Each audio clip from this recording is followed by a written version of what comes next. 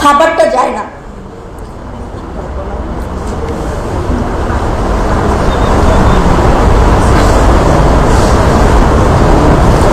হৃদয়ের রক্তক্ষরণ কিন্তু আমাদেরও হয়।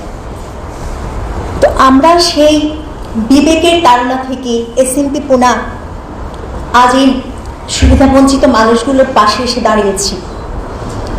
আমরা চেয়েছি তাদের জন্য একটা বিকল্প কর্মসংস্থানের ব্যবস্থা, আর সেই চিন্তা থেকেই আমরা আমাদের যতটুকু সামর্থ্য আছে সেই সামর্থ্য থেকে 5টি প্যাডেল চালিত রিক্সা, 3টি